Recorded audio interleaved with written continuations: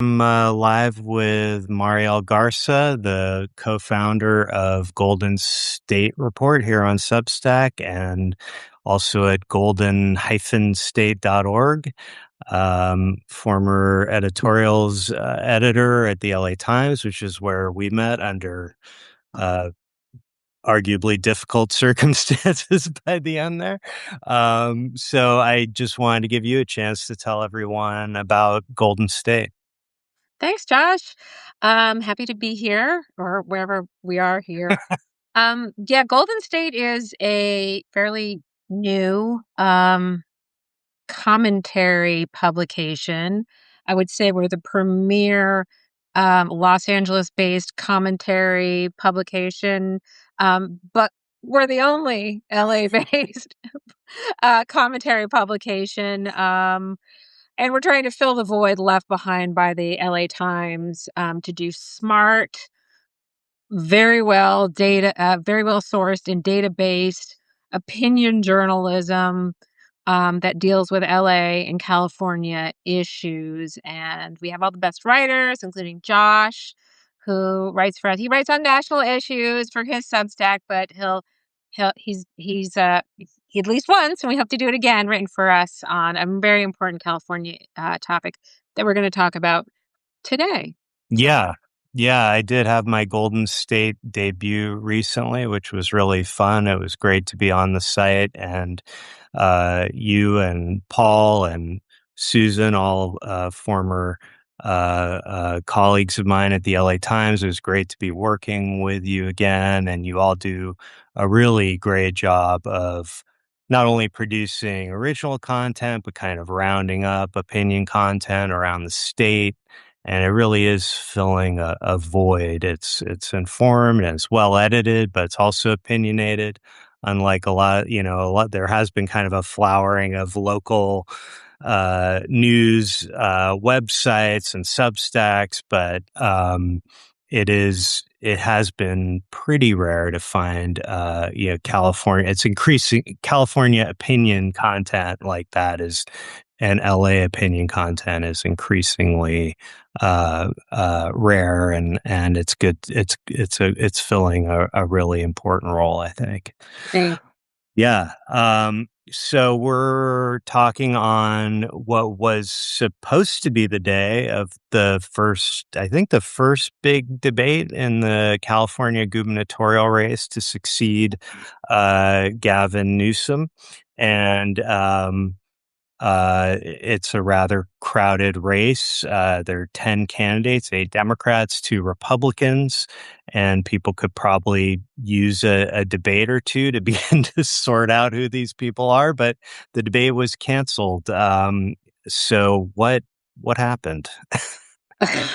What didn't happen? First of all, I have to say that at this point, with this many candidates, you can't really have a true debate. These are forums. They're forums where their candidates get up and say things, and maybe there's a little follow up. Well, what happened was USC planned a debate, and they thought, look, we can't do 10 people on the stage; it's too much. So we're gonna sort them into like the most viable candidates. And so Right. they used a formula which was based on money and polling. N- given other factors that we talk about, I'm not sure it's the best.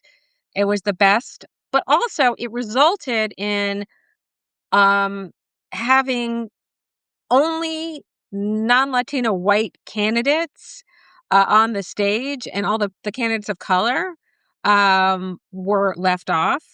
And I mean, it was just kind of crazy. And what was It actually perfectly segregated the They race. did. It did. The race into race, and it was just, you know, Yeah. look, I don't think anybody meant to be discriminatory, Right. but definitely somebody back in the planning should have said, "Hey, Yeah. the optics here are not great. It Maybe was. we should Yeah.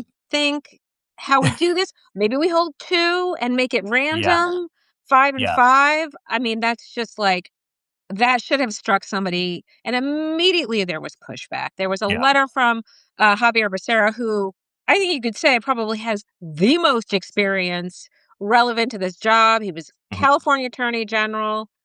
Before that, he was a congressman. Um, so he's been elected to statewide office. He's And run a state agency, Health and and Human he was the Services Health and Human Secretary. Yep. Services Secretary. So he Yep. run a federal agency. This is a guy who has some experience. He sent a letter to USC saying, this is unacceptable, and he was right. There was a lot of pushback. There was people saying they would boycott, and today, not today, just recent, just I think it was late last night, Yeah. USC canceled it, and Mhm. it was the smart thing to do. I don't think they had any choice at this point. It just looked too bad, and I hope they regroup and come back with something that really works. And Absolutely. it might have to be two events. It Mhm. might have to be maybe it's the same day, and you have like 1 hour with this panel, another with this panel. I mean, it's hard that there are 10 candidates, but It you know is what? hard. This is democracy. And by the Yeah. way, these are just 10 prominent candidates. There are many other people you have never heard of who think, hey, might as well run for governor. We're not going to bring Yeah. them to the stage. But these are people, and what was all the more alarming about their formula is that they didn't take into account experience, because you had two people who'd never you had two people who never had held public office. There's Steve Hilton, who is a former Fox commentator, British guy, nice accent. It's kind of fun. But and a fairly new Californian. You have Tom Yeah. Steyer, who has been, he's a player in politics. Right. California people know him, but he's never held public office. He ran for president, or in the presidential primary in 2020, but didn't get very far. Billionaire, hedge fund guy, and now he's financing his own campaign. So if money is one of the criteria. Does it matter if it's all your own? I mean, I just Yeah. it was a bad look all along. And then you've got two Congress people who are great, but it's not the same thing as running an agency. Um, yeah, we and the mayor of San San Jose. Jose, who Yeah. only jumped into the race fairly late, Right. and has only been a mayor for less than one term. Before that, he Yes. was a city council member for not even didn't even fill out a term. So he's still pretty new at this running government thing. And then we have the this brings us to Chad Bianco, Riverside County Sheriff, who last week um, it was revealed that he had seized 600,050 sorry 650,000 ballots from the Prop Yes. 50 special election, and they were Yes. looking for possible fraud. I mean, that kind of political stunt Yeah. is it Uh, disqualifying? I don't know. right. Chad Bianco, along with Steve Hilton, is one of the two prominent Republicans in the race, and they've been kind of high in the polling just partly because there aren't that many Republicans in the race. And I guess this was kind of his audition for for what his governorship or his candidacy might be like, is seizing 650,000 ballots.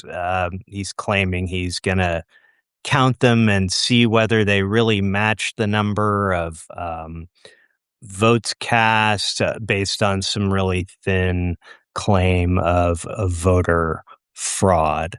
And it is a pretty bizarre way to sort of make your entry into to a democratic, small d democratic exercise, to seize a bunch of ballots from another election in Prop 50, the election, for the gerrymandering proposition that Gavin Newsom supported, and that passed by more than 3 million votes. So it wasn't a very close contest, and it's hard to imagine, you know, even if there were some kind of voter fraud, it probably didn't affect 3 million votes.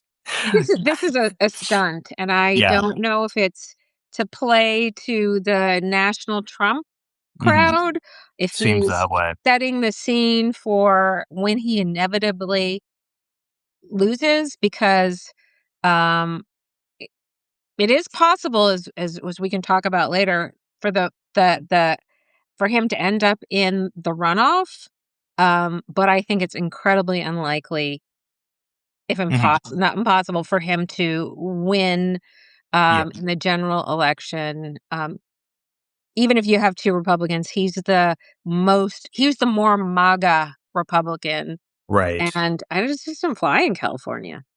Yeah, and we do, by the way, have a state attorney general, and we have a secretary of state who's in charge of elections. So the idea that the sheriff of Riverside County should investigate this matter is a little hard to get your head around. It doesn't make a whole lot of sense, and I think the attorney general and the secretary of state have already pointed that out, and taken pretty strong issue with what he's done.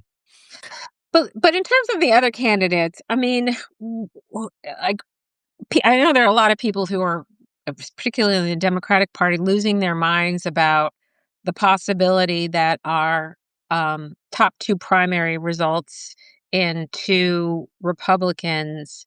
I myself don't think that's very likely. I think Mhm.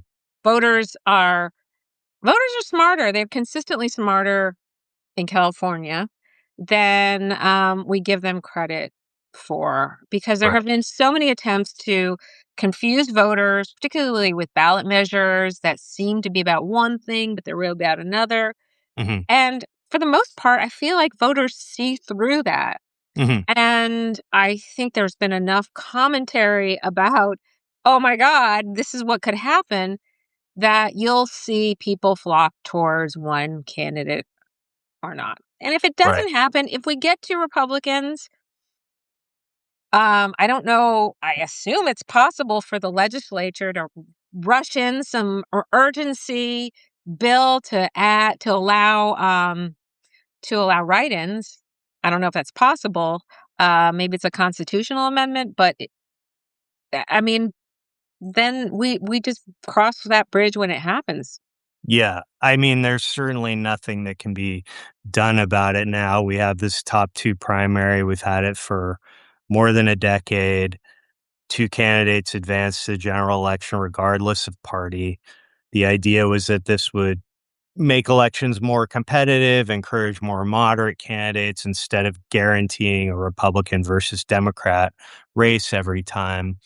Maybe in statewide races or heavily Democratic districts where it's a really Democratic electorate, you would more often get 2 Democrats running against each other, which would frankly make a more competitive election in a lot of California races. Um, but the system has had this problem kind of from the get-go. Well, some people think it's a problem, some people It's don't. a feature. I wouldn't say That it's a problem. there's vote splintering that occurs. So you have 8 prominent Democrats in this race, and there is a possibility. I think one prominent analyst put it at maybe 25% possibility that because there are only 2 Republicans and 8 Democrats, Democrats could splinter the vote to the extent that and some of the polls have suggested this too, that the Republicans get the top 2 most votes because the Democrats are splintering a larger electorate. Um, I think, I think that would be pretty bad, to have 2 Republicans. I think I agree with you that it's unlikely. Um, but it has happened a couple times in a congressional race. Actually, like, I think the first year that the system was used, in a congressional race in a Democratic district, you ended up with 2 Republicans running against each other. It's happened in a couple state legislative races, I believe, over the past decade. And it's definitely not ideal when a heavily Democratic electorate is forced to choose between 2 Republicans, and that is the doomsday kind of scenario that the Democratic Party and maybe the media to some extent are freaking out about, a little bit. Um, And I I it's I'd say that this possibility aside, and there have been studies that have looked at specifically at top two primary states, including California, and have Mm, found consistently, particularly in these races where you have a Democrat versus a Democrat, that it has resulted in more moderate candidates. That was the mhm, prediction. More competitive districts. And one important thing about our primaries is that you cannot get primaried the way you can in other states, which is mhm. why Congress is so Yes. worried all the Polarized. time Yeah. and polarized because Right. they're terrified of being primaried. Because if And that you're cannot just happen running in right. California. I mean, look at Yeah. Kevin Kiley. I mean, he's realizing he has to move to the middle in Mhm. order to stand out. In Right. other places, you have to move to either the left or the right, and it guarantees you have these sort of extremist candidates. I Yes. was talking to one person who, just looking at specific races and wondering that how that what the outcome might have been had we had closed primaries. For example, would Scott Wiener have ever been elected to the state from San Francisco? Now, I know people think, oh, he's very lefty, but we're talking about San Francisco. He's also, he's a YIMBY. He has a lot of really like interesting ideas that people of both sides. But if he's He not he is considered a conservative in San Francisco. He Exactly. really Well, exactly. So is. he may have Yeah. not been, right now we have a longtime congressman, Brad Sherman, who's being challenged by viable candidates, and he may be unseated by his own party, by Yeah. Democrats in his own party. That would never happen if Right. we had closed primaries. And I Yeah. think that's good for a democracy. If you're sometimes going to face a doomsday scenario, well, you know what?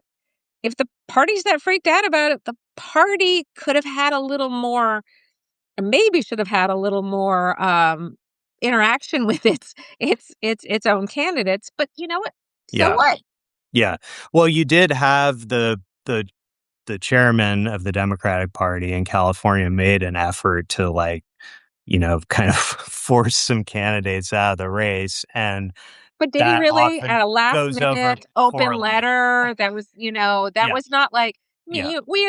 what's happening in those, those smoky back rooms? That Mm. isn't that where all the, Yeah. manipulation happens? And it really Y does. It's not in yeah. open letters from the Yes, from true. the party chair. True, it wasn't he didn't handle it the best possible way. I agree with you that it's a good idea. I think it's well-intentioned. I think it's much better than a closed primary. Mhm. Um, I do think that the doomsday scenario is a bit of a problem. Yeah. I also think, a more common problem in statewide races for example, is that you still end up with a partisan contest again because of the vote splintering. Often you have some hopeless Republican, like John Cox, for example, who was kind of a carpetbagger, perennial candidate who ended up running against Gavin Newsom in the general election. He wasn't like a great candidate, but he was able to advance because of the vote splinter, he was kind of the only viable or one of a couple viable Republicans in the race. So you still end up with this really non-competitive, almost meaningless general election. So I Oh, so think, by vote fit splitting, you think that, a closed primary would have changed the outcome? How would it um, have changed the outcome in that election?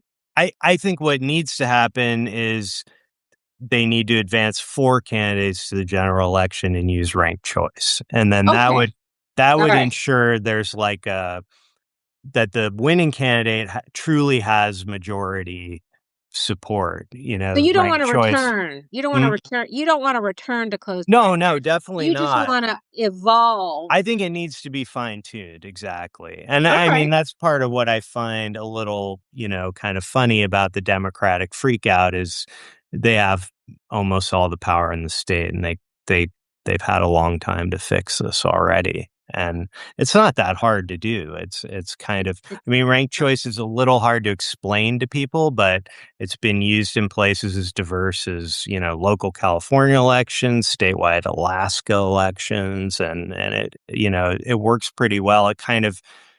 It's a slightly more sophisticated way, I think, of doing what the top two is trying to do. I'm for that. Let's do that. We we agree. we agree. We did it. Can I take a little digression on this because Yeah. there's another weird election thing that allows Republicans to win an overwhelming Democratic state, and it's called the recall. And we had a recall election. We've had two in the last 23 years.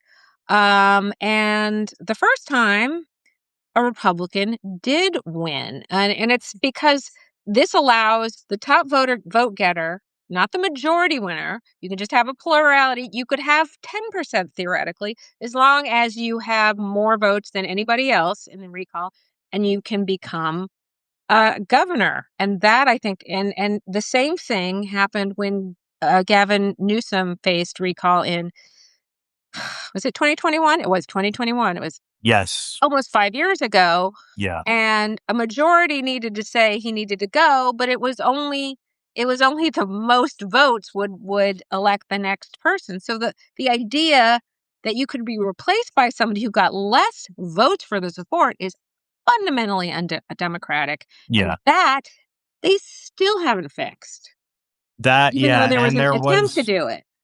there was a lot of coverage of this in 21 because unlike in '03 when Arnold Schwarzenegger won when Gray Davis was recalled and Arnold Schwarzenegger won the replacement vote and became governor, in 21 the recall was a lot more unserious. And it was, Newsom, of course, ended up surviving it.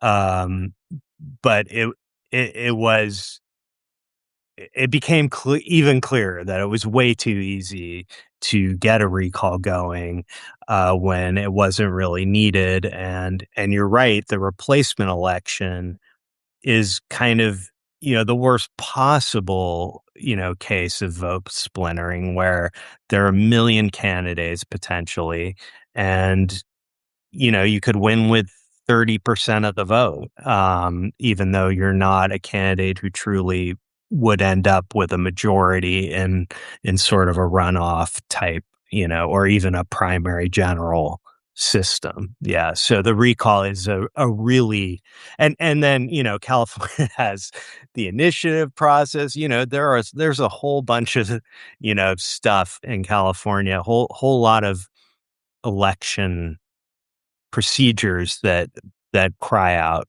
for fixing, and the legislature has kind of struggled to do much about them. Yep. Yep. So back to the governor's race. Yeah. I mean, anything can happen. It's usually at this point you have a good idea Mhm. of how it's going to come out, but I mean, anything can happen. Yes. What do you think's going to happen? I have no idea. I mean, I wrote about that a little bit. I also think it's kind of funny that the Democrats are so kind of panicked about the fact that the outcome is unpredictable, and you've seen a lot of that in the media coverage. I think it's a good thing. Apart from the doomsday, possibility, I think it's a good thing that we don't know, which Democrat is going to come out ahead. I think it's great that we have such a crop of pretty experienced and competent and viable candidates. That the state needs that kind of election. It needs candidates who are not the standard issue California Democrats, I think, to really tackle some problems that have kind of festered here. Um, so yeah, you might have better guesses than I do. I mean, it does seem like there's been maybe some coalescing around Eric Swalwell, who's a congressman from the East Bay and is on TV a lot, very well known for, being an impeachment manager and being very anti-Trump and being he's a very, he's a good candidate. He's a good talking head. He's a compelling kind of personality. A lot of people have criticized him on the basis of, substance and experience. But it does seem like maybe the sort of Democratic Party establishment has begun to get behind him, and that would probably be good for him, given that the Democratic establishment tends to get its way around here.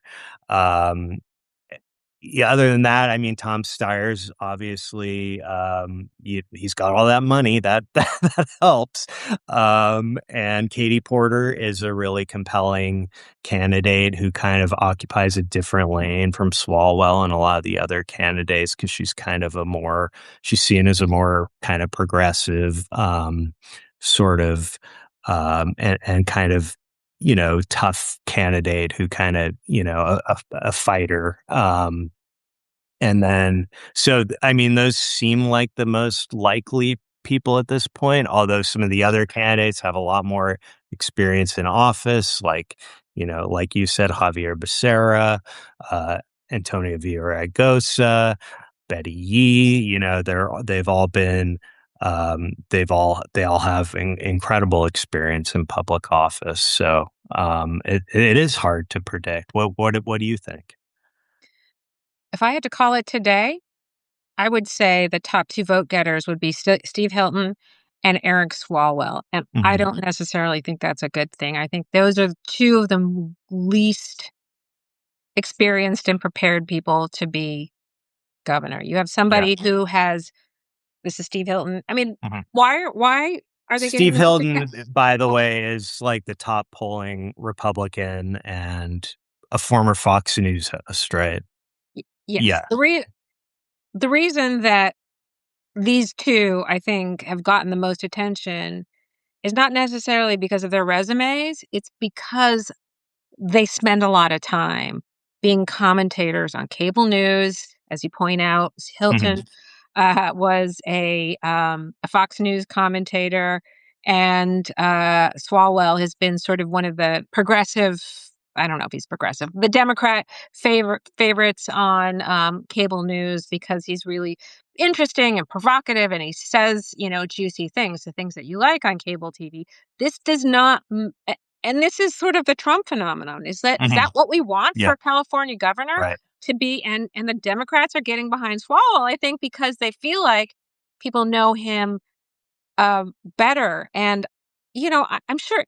Look, I'm sure he's a decent guy. I'm sure they're both decent people. But I just think, in terms of running, the what is probably the most one of the most complicated state government in this country, you want somebody with a little bit more experience than just being a talking head. I mean, I don't know. I mean, you do have to have a message Mhm. and a vision, so those are important. But I'm just a little worried about the Yeah. outcome, and I think that's likely to happen. I'm Yeah. not entirely sure why the Democratic Party is focusing on Swalwell versus Porter. Is it because of those videos? I don't know. Sort of feels like there might be a tinge of sexism in there because, like, you and I have had a lot of behind the scenes meetings with elected officials, and we know they can be big jerks to reporters all the time, Yeah. all the time. So, the idea that Katie Porter's outburst was something out of the norm is laughable. It's not. Oh, absolutely. It is not. These are people under high pressure, and they get pissed off when they're asked, difficult questions, or they won't, accept, or we won't accept no or a non-answer. And so the idea that that should be disqualifying is surprising to me. Right. I agree. I was a little underwhelmed by the controversy over, Katie Porter going after a reporter, going after staff member. I mean, it wasn't a good look, but it also was not that out of the ordinary for politicians in general. Not all, many many of them are probably nice to their staffs, but many of them are not. And some are nicer to reporters than others. So yeah, I wasn't too impressed by that whole little controversy. Um, but I do think that, the best race for California, given how heavily the statewide electorate tilts toward Democrats, the best race would be two Democrats because it would actually be competitive. I think I if agree. Steve, yeah, I think if Steve Hilton or Chad Bianco ends up, making it to the general election, which is, kind of the most common outcome, you do end up with one Republican. They're they're not going to have much of a chance of winning, and Well, it's not here's going to be a here's one very asterisk, competitive election. and that's Matt Mahan, who is, he's got a lot of money behind him. He's very middle of the road Democrats, and there's the idea, I think, behind a lot of people who are supporting him is that he can appeal to conservatives as well as Democrats. Yeah. I don't know if that's true, but it's kind of a wild card thing to pay attention to. And because we have so many candidates, I Mm. think it's possible that, I mean, two Republicans is a possibility, two Democrats are a possibility, and it's sort of wide open. I mean, Yeah. if you look at the polls, it's still really close. And we're talking within the margin of error. You could have people flip in a minute. And I Yeah. also, ever since 2016, I just don't believe in polls wholeheartedly anymore. Yeah. Especially now, the polling is, it's hard to say how much it's really telling you. Um, do you want to maybe move on to a broader uh, political Well, topic that's I mean, taking? let's talk about money. This is a good Yeah. segue to talk about money and Yeah. politics and why it is such a problem. I mean, and why, money has so far defined this race and all of the races. Hmm. So, yeah, but Uh, Josh, you just wrote this great piece for Golden State Report on Thank you. a bill that hasn't got a lot of attention, but is part of a nationwide movement that could start to roll back the influence of dark money that we have seen grow exponentially ever since that Citizens United, that horrible Citizens United ruling. So tell us a little bit about that. Then and start with the name AB 1984. Is that a mistake or is that? No, it is actually Assembly Bill 1984. Strangely enough, I'm not. I talked to the sponsor, Chris Rogers, but I didn't actually ask him if that part was deliberate.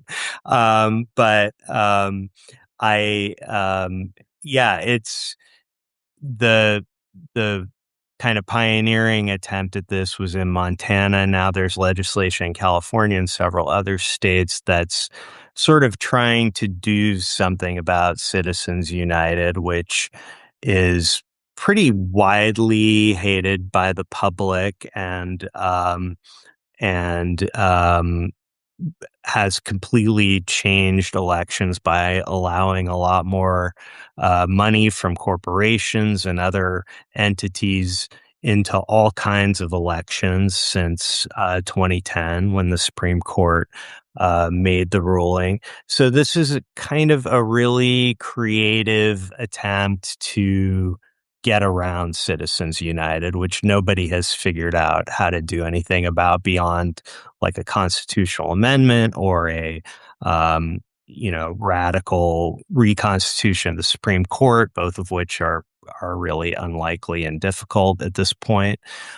So this bill and the other state measures are trying to take advantage of the fact that um, while campaign finance law and free speech, which has become, thanks to the Supreme Court, tied up in this issue of campaign finance reform, while those are federal issues, it's really up to states to define what a corporation is.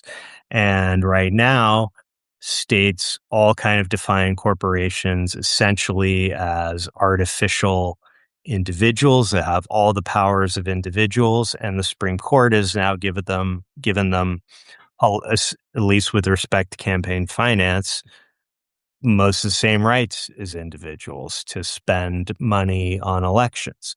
So um, this sort of goes back to that fact that the states have all the power to define what a corporation is and what a corporation can do to say, okay, in California, from now on, a corporation is not able to speak in this way. We're going to redefine a corporation as something that doesn't have the power to spend money on elections. Um, and states right now universally do not use this power since like the 19th century. They've kind of just allowed corporations to, they've almost given them unlimited power in sort of a, competition to attract business that goes way back. So this would use this power, which is pretty unlimited and pretty well supported by the case law, to say, okay, we're now going to actually use this authority. And if corporations don't have the power to speak, if they don't have the ability to speak, it won't matter that the Supreme Court has given them the right to do so with respect to elections. So you've pointed out that this is still a theory that has not Mhm. yet been tested in the courts. So no doubt, if California or one of the other states that are advancing this kind of legislation were to pass it, Yeah. it would start a probably long legal battle that would eventually reach the Supreme Court. Yes, So, absolutely. Yeah. so it's not Yeah. necessarily an assured thing, but it Yeah. is. But it is a start. And you'd said that states always have this power. Why is it taking 16 years for anybody to say, "Hey, here's what we should do," or has this been tried before and failed? It is a novel idea, and it was really refined and presented in its current form by Tom Moore at the Center for American Progress. He wrote a really intricate, well argued, well researched paper on this that was seized upon in Montana and now California. And, anyone interested should take a look at it to get a really sort of, in-depth discussion of all the political and legal issues. Um, I think it's just that creative, and the power is that kind of old and unused, that it's kind of been overlooked for the most part. Um, but you're right. I mean, first of all, it's politically untested so far. This bill is in the really early stages. It hasn't had a hearing yet. It does have some backing from members of the Democratic leadership in the legislature, so that's promising for it. But who knows what's going to happen when it starts going through California's notoriously fraught legislative process. Um, and then, yes, even if it does pass, even if the Montana's measure is a voter initiative, so even if they do become law, it's certainly going to face legal challenge, and there are some pretty formidable potential legal barriers. I think maybe the most formidable is this. Um, Unconstitutional benefits doctrine, which sort of you know says a state can't require an entity or a person to give up constitutional rights to get a benefit. So that's probably the biggest barrier.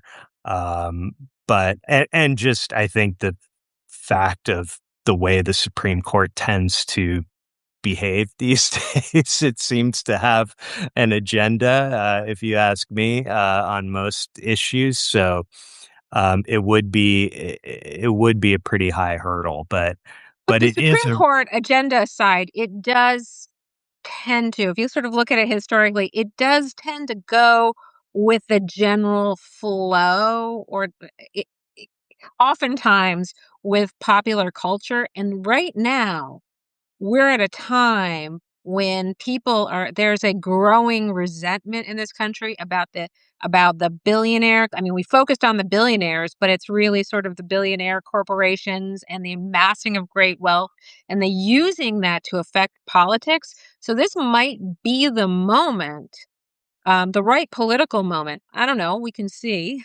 Yeah. for this particular kind of measure where, 10 years ago, I mean, 10 or even or 15 years ago, it just you peop I mean, I don't know. I don't even remember when we first started having so many billionaires, but it's been pretty recent. It's Yeah. a pretty Yeah. recent phenomenon. Yeah, the wealth inequality is a huge issue that's obviously escalated really rapidly in recent years. And this ruling has and almost anything that kind of like favors really rich people, favors giving them more money and power is really unpopular. And Citizens United has never been popular. The polling on it is terrible. People generally support limiting campaign contributions, limiting the power of really wealthy people and interests in elections. So yeah, it does. It definitely has that going for it. Good. Um, We'll see. yeah, We'll see yeah, how that goes. yeah, yeah. I think we also wanted to touch on another crowded election in your neck of the woods in LA, even more crowded than the governor's race. I think. Um, is the race for LA mayor, and it seems to be pretty competitive, even though the mayor is running for reelection. It's You know, not as it's closer than she would probably like. I've been writing about LA politics for a while now since James Hahn was mayor, so more than 20 years ago. Yeah, And the idea that, I mean, it used to be incredibly rare for an incumbent to lose. They had all the advantages. People were checked out. And a lot of people didn't even know, whoa, we have a mayor. Uh, I'm not even kidding you. I yeah. found actual canvases and random people on the street. And uh, LA is kind yeah, of a big sprawling city. it It's not is. like everyone sees the mayor at Well, the things diner have or something. changed a lot. Yeah, There's been a political awakening of a younger crowd. These are people who are and rightfully so because the failures of the elected leaders, not just in the city but in the state, in this country, are coming to bear very directly on people in their 20s and 30s who are just looking around and saying this is absolutely failed our generation. mhm, And anyway, that's a long way of saying that this year, Mayor Karen Bass is being challenged by several people. It's not as crowded as the governor's race. There aren't 10 prominent candidates, but there are, depending on how you consider prominent people, there are at least four fairly well-known people who are running against her. And one of them is a city council member. This is Nithya Raman, who was elected in 2020 with the help of the Democratic Socialists of America Los Angeles chapter. Who this was sort of their first foray into city politics, and they got her elected. So she was the first Democratic Socialist aligned member. They've since elected three more. It's not a a majority on this 15 member council, but it's significant, and yeah. they're working now to elect others. And nobody in the political world thought was Nithya Raman was going to run for mayor. She was an ally of the mayor. Hmm. I remember speaking to her in November and asking her about the mayor's race.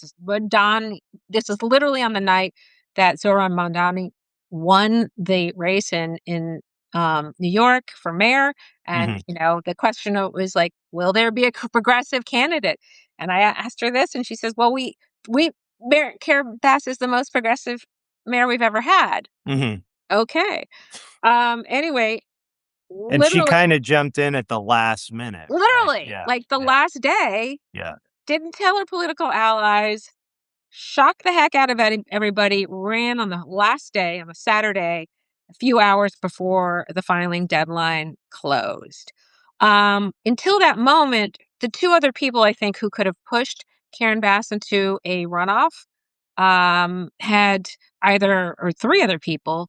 There was Rick Caruso, developer, who ran against her last time, decided not to run. There was County Supervisor Lindsay Horvath, who could have done it, very popular. She's got her own like star rising. I wouldn't be surprised to see her running for governor someday. You heard it here first. Just remember that.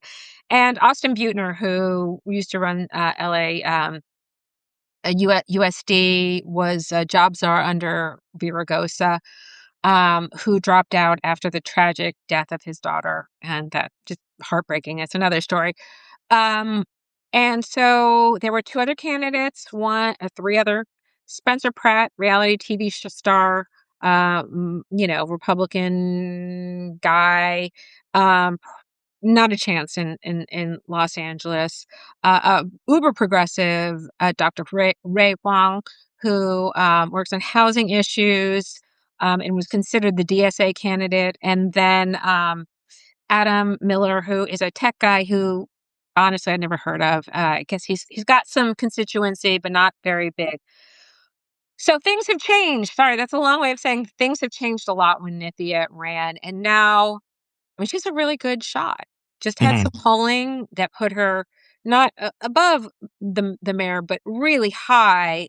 Hmm. So suggesting she'll probably push her into a runoff Hmm. in June, and if she does, I can see I can see her winning, and that would Hmm. be a huge blow to Mayor Bass. But people are really angry in the city, and they're angry about the fires and all the the corruption, this mismanagement, the mishandling of the aftermath. They're upset that they didn't have sort of a mayor they felt was sort of out and about during the ice raids and being sort of the voice of Los Angeles. They're mad about homelessness, which is still a problem, even though we spent so much money on it. They're mad about the state of the streets, which are just a wreck. There's trash everywhere. I mean, you're not in LA, but it is. I've lived here for a long time, and I've never seen LA. I mean, it's just like nothing, it feels like nothing can get done. Third of our streetlights are out, something like a third of our streetlights out from copper wire theft. I mean, it's just like unbelievable amounts of dysfunction. So Hmm. there's a lot of anger, and I think that's going to result in a possible ousting of Mayor Bass. It's interesting because it seems like a lot of the time LA mayors races and even LA mayors there've been a lot of successful sort of, they wouldn't be considered Republican or conservative on the national stage, but there are like conservative leaning, business leaning candidates and even mayors who've done pretty well in LA. And this would be a pretty big shift where a fairly liberal mayor's main competition is an even more progressive candidate. Well, I mean, a lot of people think that, but I and Nithya Raman definitely had the support of and has a lot of support from Democratic Socialist members now. I was at a meeting on Saturday, a membership meeting where they were deciding whether to endorse in the race, and ultimately they didn't. A lot of people spoke about the candidates. They do not like Bass, and some really like Nithya. They're working for her on their own.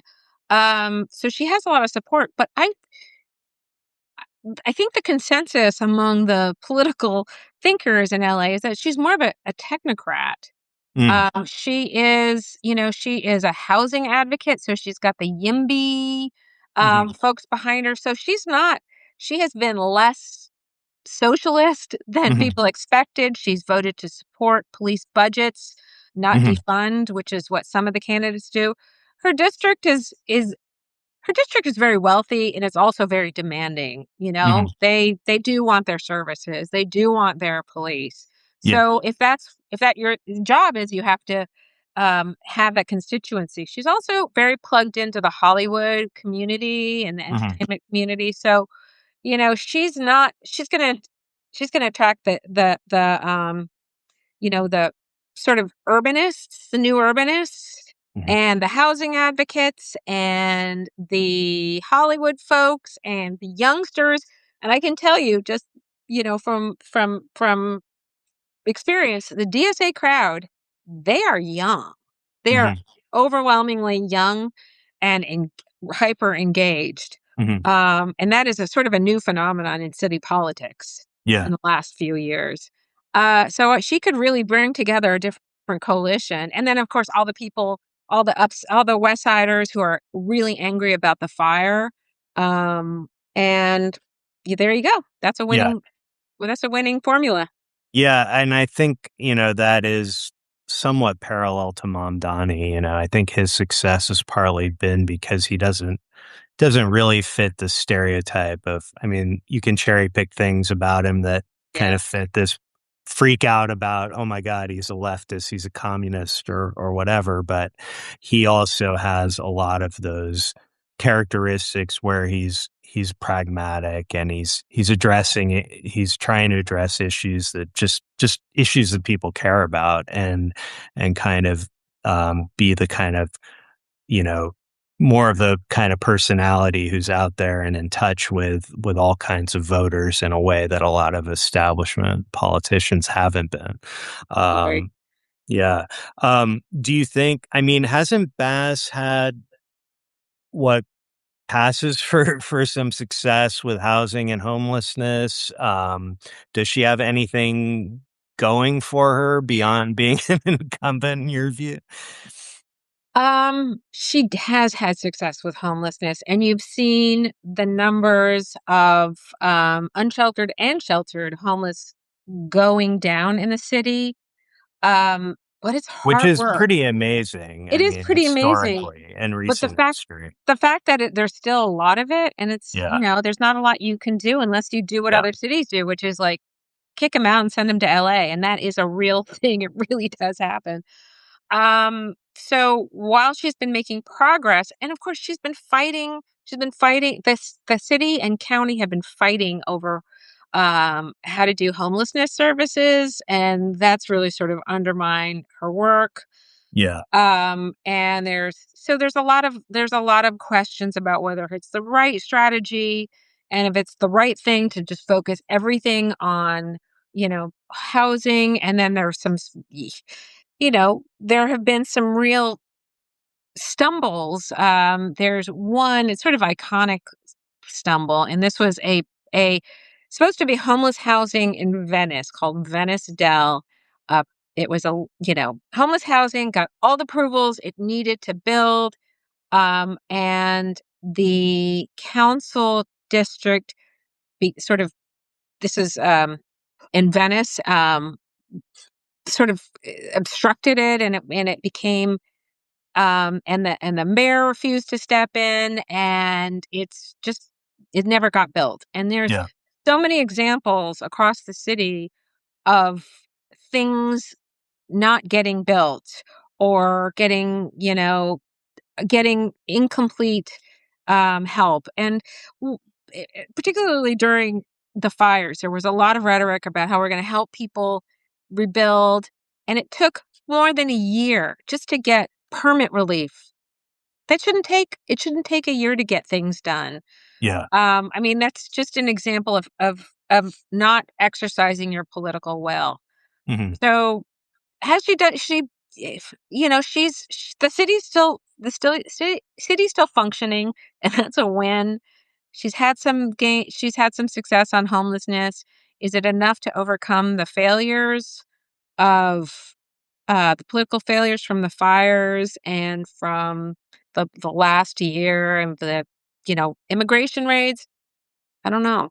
Yeah. Yeah.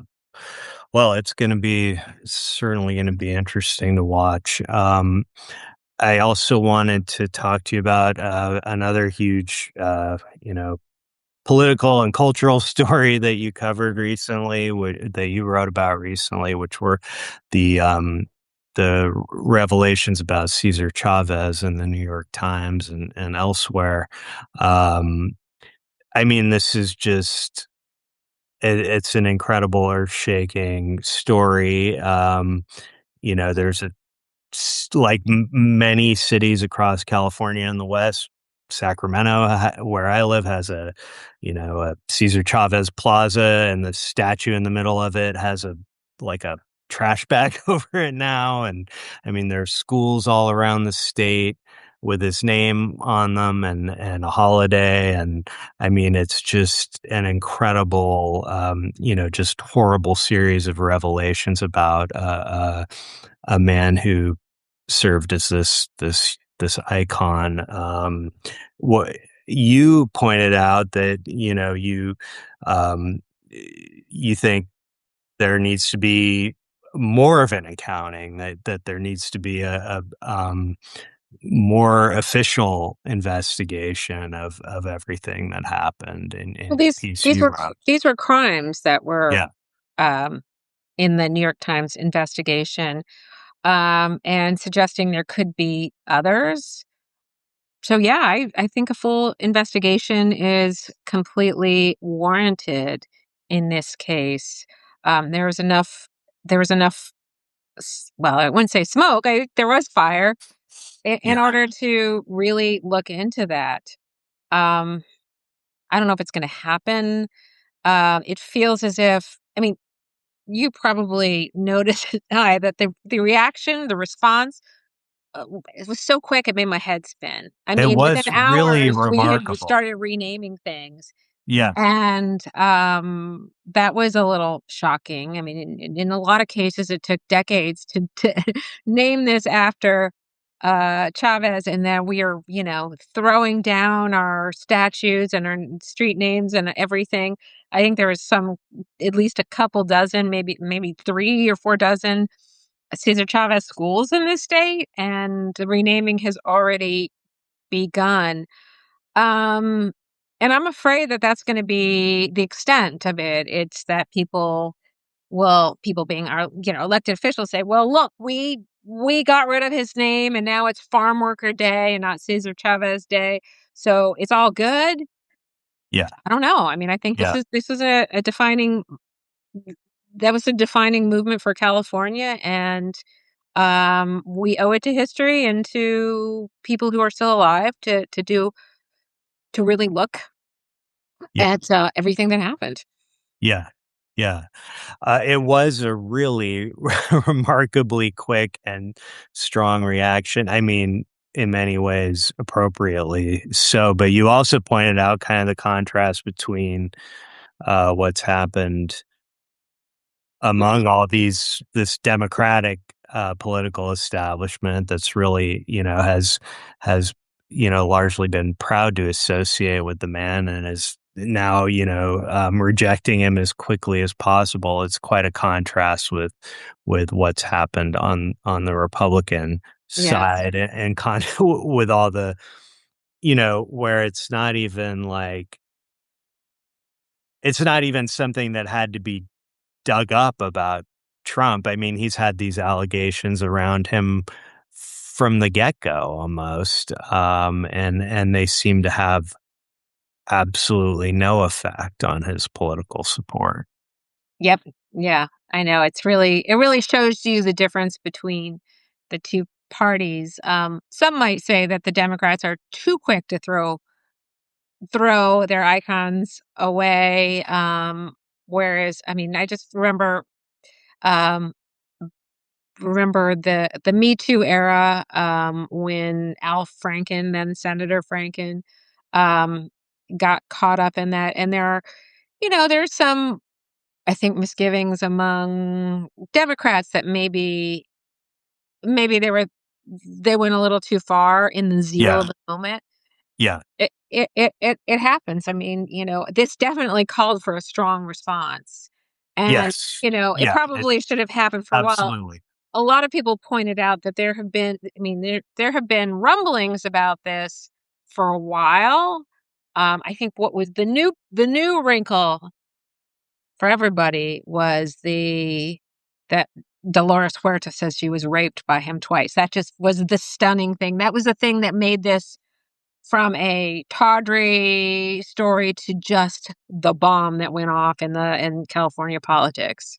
And as well as all the yeah, the children The involved. children, yes. Yeah, Yeah. yeah, it is just completely shocking and disgusting, and it does show you. I mean, it is such an extreme illustration of the danger of, you know, the hero problem, I mean, I think it's a really human tendency to wanna, beatify people and and literally put them on pedestals and name things after I mean, I think we already have plenty of things named after Trump, and I'm sure it's gonna get worse before it gets better, but um, it's really dangerous to I mean, people are flawed. This is a extreme example. This is not just a flaw.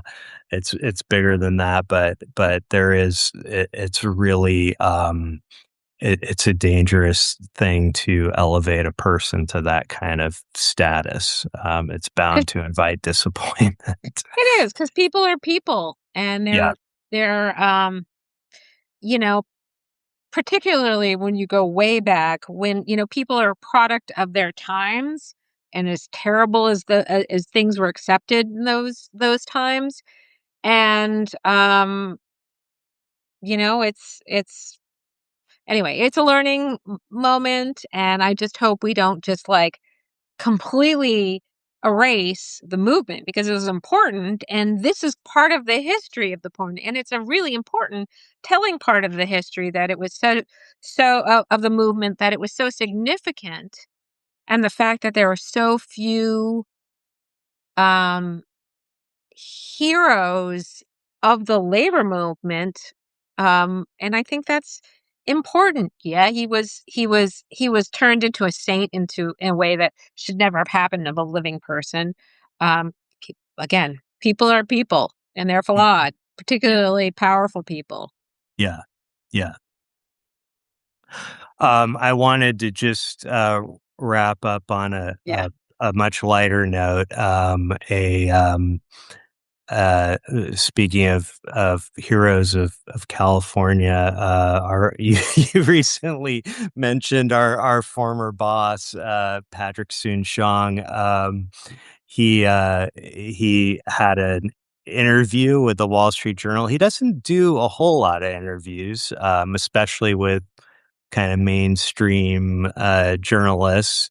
But you did have something, or the Golden State had something to say about.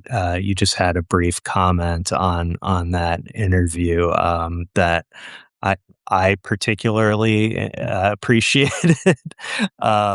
So I just wanted to talk to you about that. What Sure. you thought about the interview? Um, well, as so many of the interviews with him, as they go, he says a lot of things that are not true. And I mean, only not only true, but I think based on a fundamental misunderstanding of how newspapers work, and his own involvement in it. He's Anyway, what Josh was talking about is that he talked about how he used his position as an editorial board member to engage with the opinion section.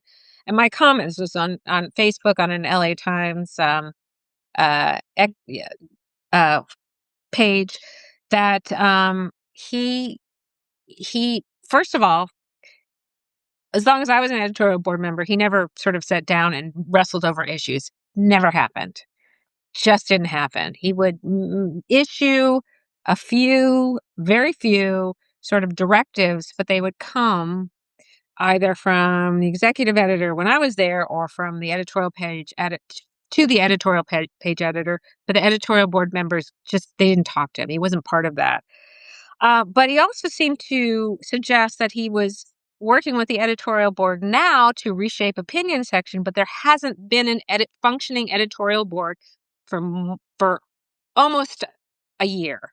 Hmm. March 30th was the last editorial written by the last editorial writer, and it was a goodbye from Carla Hall saying, "This is what I did," and that was it. There hasn't been another editorial posted on the site.